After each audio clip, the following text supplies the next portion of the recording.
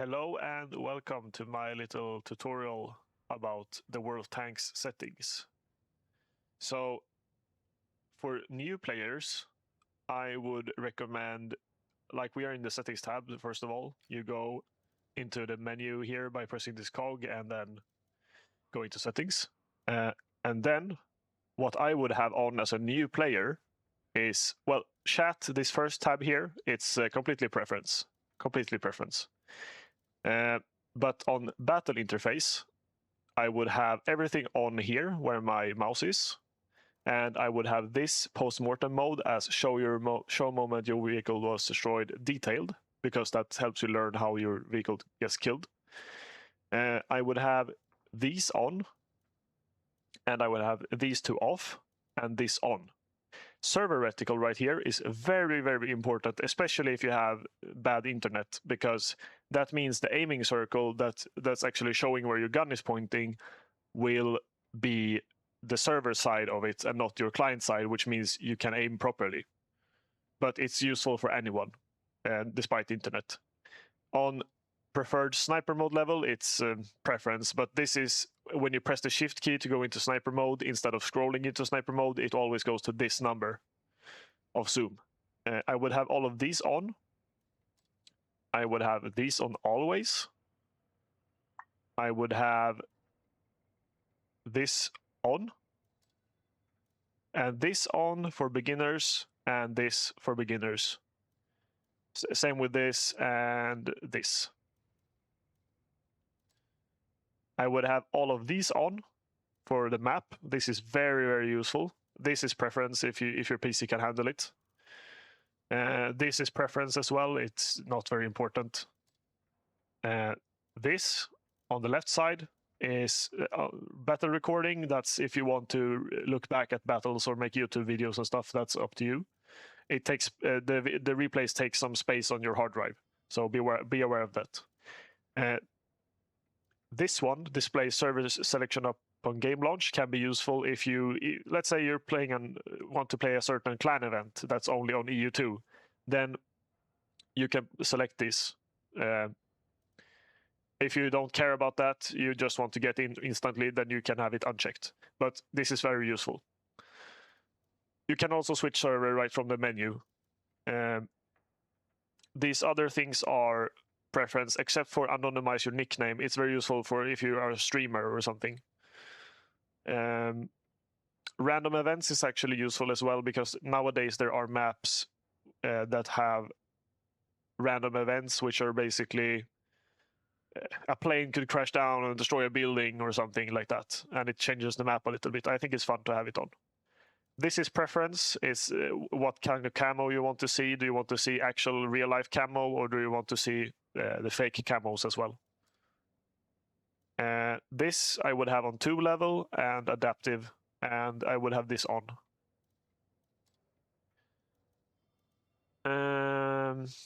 I would have all of these on battle communication. And yeah, chat was preference, like I said. On graphics, I would have whatever your PC can handle, basically. I have 2 displays, so I'm using this one. But if you only have one, there will only be one option here. You just use whichever one you want. Interface scaling, I don't know if there's, like, for some other resolutions, maybe there's some other options, but I don't know about that one. I just have it on auto. If your PC doesn't, like if there's no screen tearing, you can have these 2 off, because that gives you better performance if you have them off. Resolution is of course up to you. But the problem with lower resolutions than 1080p is the HUD will take over the screen, basically. I have it on Windows borderless, but you can have it on whatever you want. The FOV is up to you as well. I don't know why you would play on 70. That's really zoomed in. I don't know why you would play on the 120 either. I just have it on the standard, but it's preference. And dynamic FOV is the more you zoom out with the scroll wheel, the more FOV you get. Colorblind mode turns the enemy team blue if you're colorblind, so that could be useful if you are colorblind. I would not turn on color adjustment unless you really want to. It's more like for the beautiful replays and stuff. for recording. I would have 3D render resolution on dynamic because it looks just as good as if you have it on 100%, but it takes up less resources on your PC. All right. Also, if you haven't already, if your PC can handle it, you need in the launcher to select HD, because that means you get better graphics. The game also takes up a little bit more space, but if your PC can handle it and you have the storage, then get HD. For details, I would just mess around until you find something that works for you. Things that take a lot of FPS are shadow quality, what else? Lighting quality, water quality, foliage transparency, vegetation quality and stuff, you know, those things. They take a lot of FPS.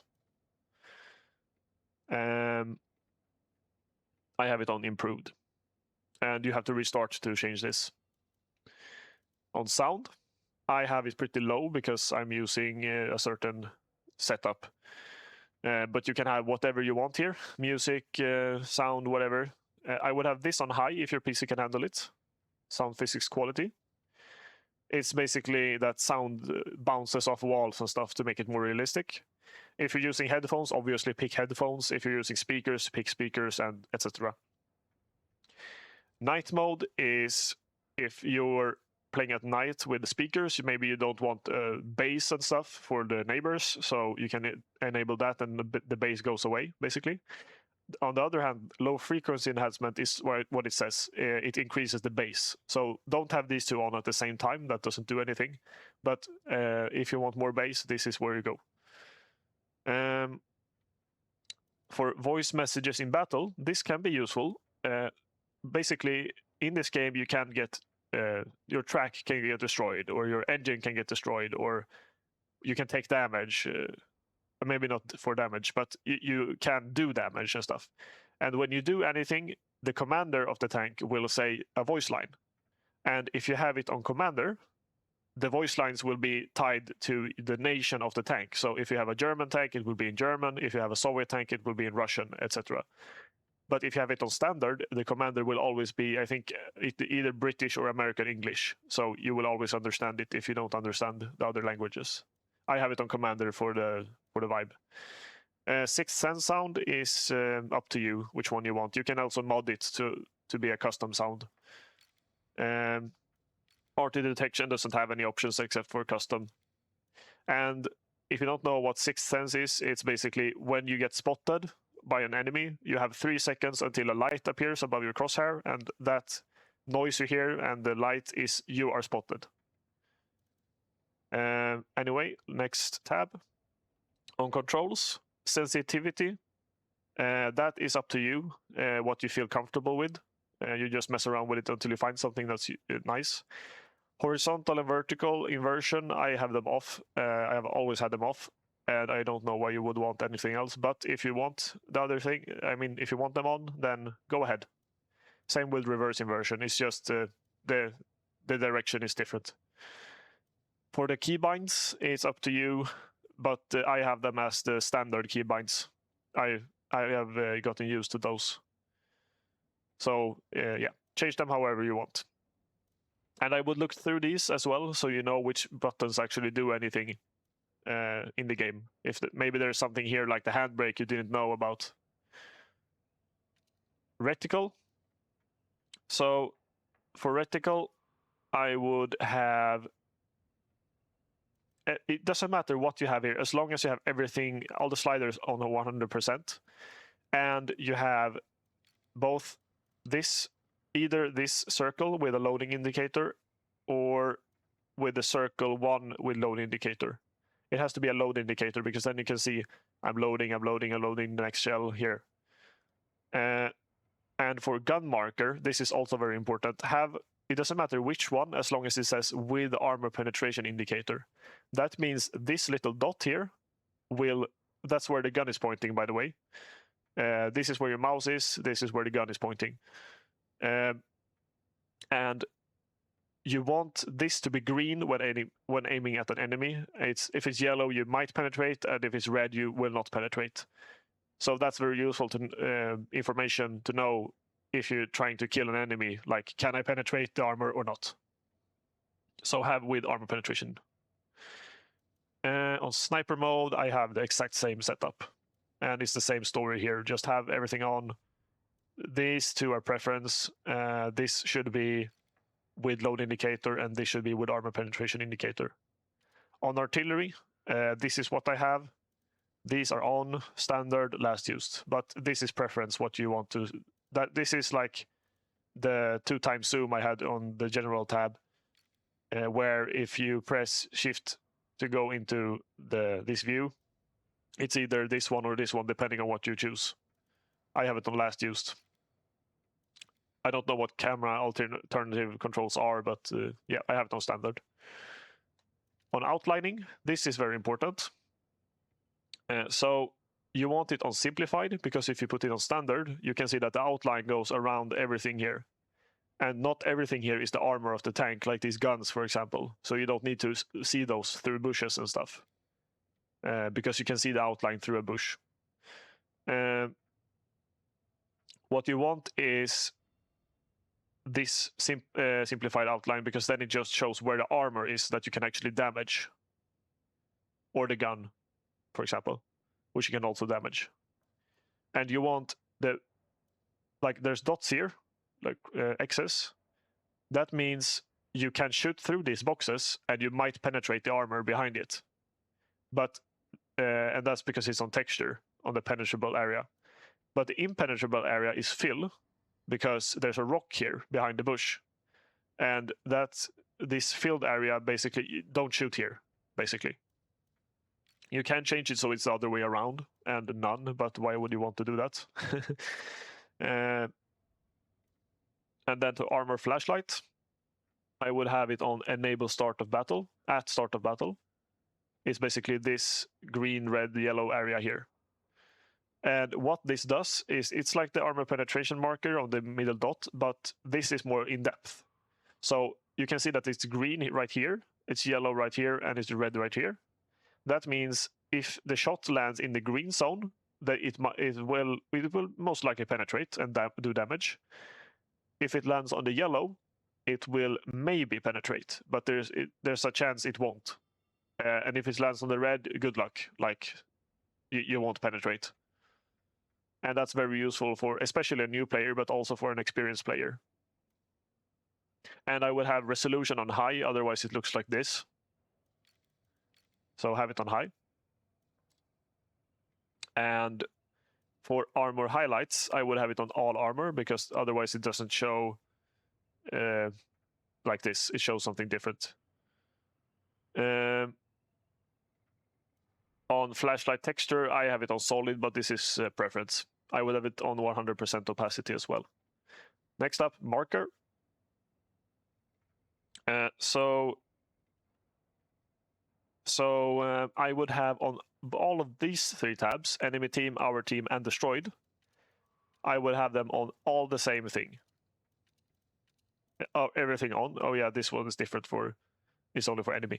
Anyway, I would have everything on, and on the drop down, I would have HP left / total, because then you can see how much HP the tank has in the beginning and how much HP it has left. Everything on, as I said.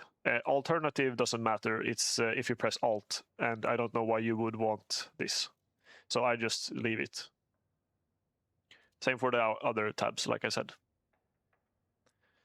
And you can change this wherever, like all the settings, you can change to whatever you want at your own time. But for the beginning, this is what you should have, in my opinion.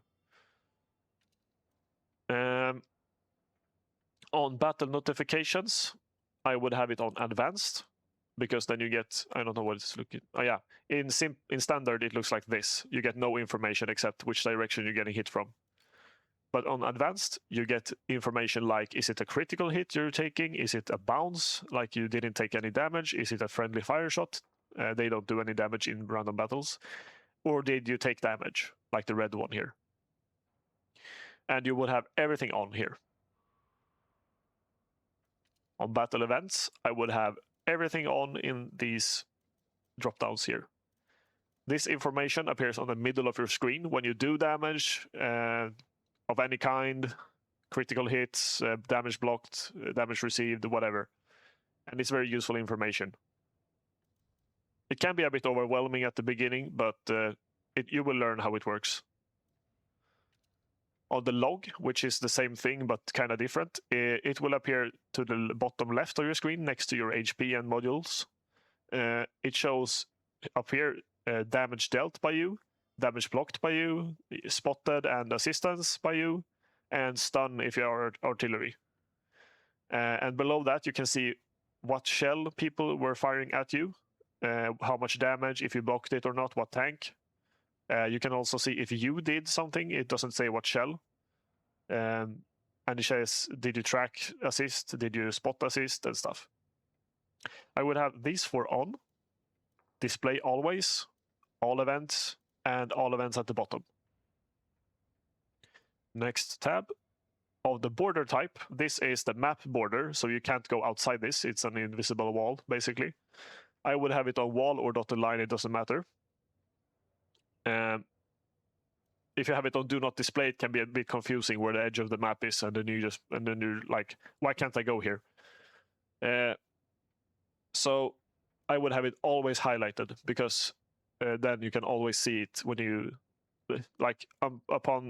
when approaching. Can be nice, but you want it always on. It's not that distracting. Battle report and missions, I would have everything on. This is for the thing up here, and this. And I will explain what this is. So these 2 big numbers are how many kills your team has. Right now it's 0 because the match in this case, in this picture, has just started. This long line up here is your and the number here is your total team HP, hit points. This number here is that you have 123 more hit points than the enemy team. And these are the tanks in the team. There's always 15 versus 15. I won't go in depth about the classes and stuff, but these are tiers. So you can see which tiers, like how many of the tier 4 tanks there are in the team, how many tier 5 tanks there are, and how many tier 6 tanks there are. And this is your personal mission, like for the campaigns in the game, where you can win special tanks by completing them. So this is your mission progress. And I would have, like I said, everything on here, standard and display all for the beginning. And that's it for the settings. If you have any questions, drop them in the comments, and I will see you next time. Bye-bye.